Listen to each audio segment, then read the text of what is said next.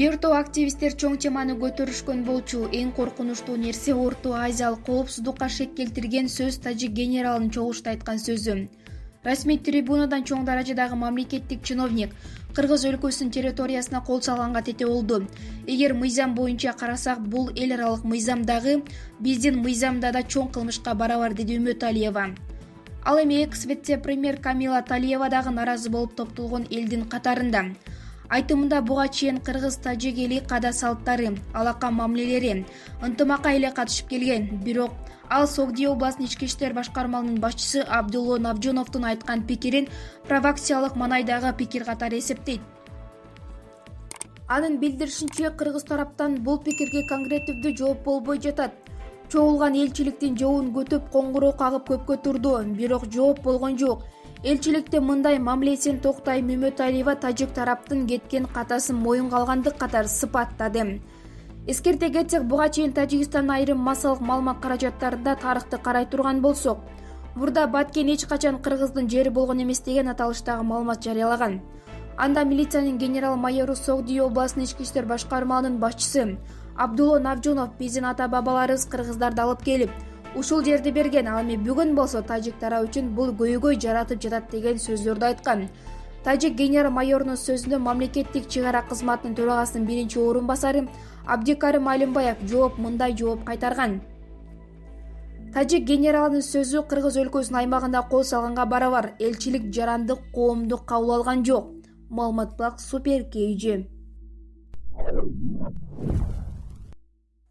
Учактын даратканасынан жүргүнчү миллион сом табылган. Томск-Москва рейсинин жүргүнчүсү учактын даратканасынан 1 миллион сомду табып алып, өзүнө алып алганы менен кылмыш кылган. Бул тууралуу РИА Томск билдирди. Маалыматка ылайык, аял даратканадан болжол менен $10,000 жана €5,000 бар пакетти табып алган. Акча башка жүргүнчүлөр тарабынан калтырылган. Алар Томск шаарынан Москва аркылуу Германияга үйлөнүү тойго бара жаткан. Алар акча жоголгонун билгенде полицияга кабарлашкан. Акчаны алып кеткен аялды табышып, аны кайтарууну талап кылышкан. Маалым болгондой, көбүнчө элдер поезддерде телефондорун, планшет жана ноутбуктарын унутуп калышат. Ал эми мындай окуя чанда кездешет. Маалымат Блак, Назар Ньюс KG. Кыргызстанда 14 февраль күнү 181 төгөй үйлөндү. Бул тууралуу мамлекеттик каттоо кызматынын басма сөз кызматы билдирди. 14 февралда бир катар өлкөлөрдө ыйык Валентин күнү же болбосо сүйүү күнү майрамдалып келет. Эскерте кетсек, 2019-жылы сүйүү күнүнө карата 232 төгөй баш кошкон.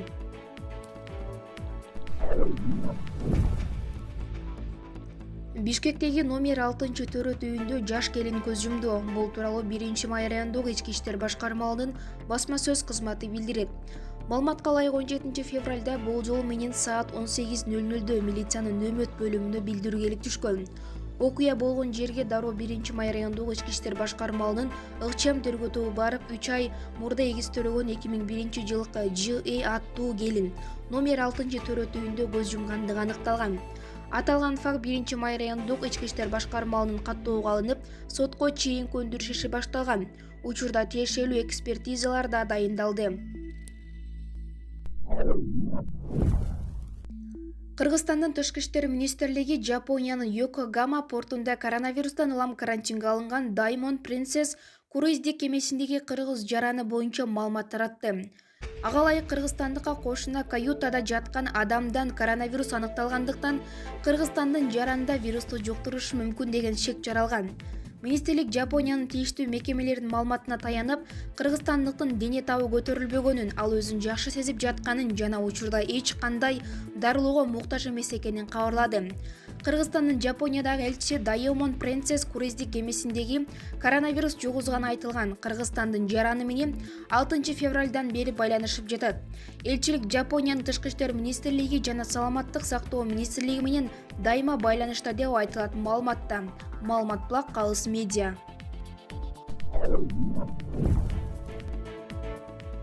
Коронавирус жуктургандар, сакайгандар жана көз жумгандар акыркы маалымат. Коронавирус дүйнөнүн ар кайсы өлкөлөрүнө кантип тарап жатканын Спутник Кыргызстан агенттигинин интерактивдүү картасынан көрүңүздөр. Джон Хопкинс атындагы университеттин системалуу изилдөө жана инженеринг борборунун сайтындагы маалыматка караганда, ушул тапта дүйнө жүзү боюнча nCoV 2019 коронавирусунан 1873 адам көз жумду. Ал эми жуктуруп алгандардын саны 73 миңден асса, 12745 адам сакайып кетти. Кытай бийлиги 2019 жылдын 31 декабрында дүйнөлүк саламаттыкты сактоо уюмуна өлкөнүн борбордук бөлүгү Ухан шаарында белгисиз пневмония оорусу күч алганын билдирген. Адистер оорунун козгоочу коронавирус nCoV 2019 экендигин аныктап, эл аралык деңгээлдеги өзгөчө кырдаал деп жарыялашкан. Бүгүн эртең менен жалпыга маалымдоо каражаттарынын жазганына караганда, Японияда кармалып турган Diamond Princess круиздик лайнеринде коронавирус жуктургандардын арасында бир кыргызстандык жаран бар. Маалымат Спутник KG. Коронавирустун жайылышына каршы аракеттерди колдоо иретинде Кыргызстан Кытайга гуманитардык жардам жөнөттү. Жалпысынан 7 тонна тегерегиндеги жүк Торугард көзөмөл өткөрмө бекетине чейин жеткирилди. Өзгөчө кырдаал министринин маалыматы боюнча жүк Кытай тараптын суроо талабына ылайык даярдалды. Соңку маалыматтарга караганда, Кытайда коронавирусту жугузгандардын саны 72 миң кишиге жетти. Вирустан 1868 киши каза болду. Андан тышкары вирусту жугузуп алган 12 миңден ашык киши айыкты.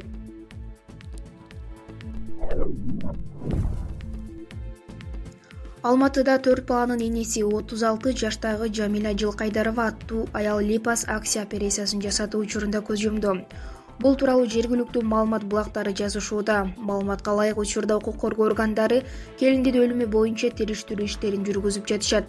Маркумдун жакындары анын өлүмүнө дарыгерлердин шалакылыгы себеп болду дешип, операция жасаган дарыгерди жоопко тартууну талап кылышууда. Жамиля Жылкайдарованын каза болгонун хирургдар ал клиникага келген күндүн эртеси таңда айтышкан. Биз клиникага барганда анын өлүмү тууралуу эч ким толук маалымат берген жок.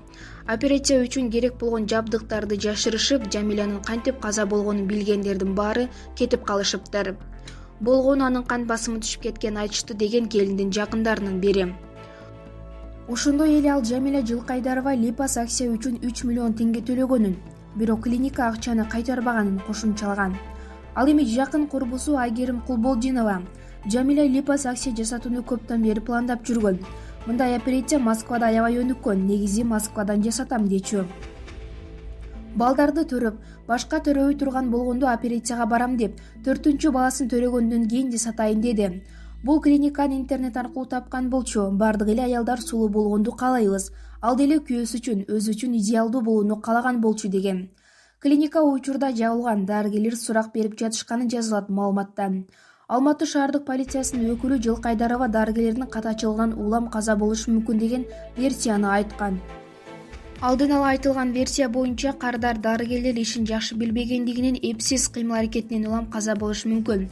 Буга күнөөлөр сөзсүз жазасын алышат, медициналык мекеменин мыйзамдуу иштешин. Мындай түрдөгү кызматтарды көрсөтүүгө уруксаты болгонбу, баары текшерилүүдө, деген полиция өкүлү.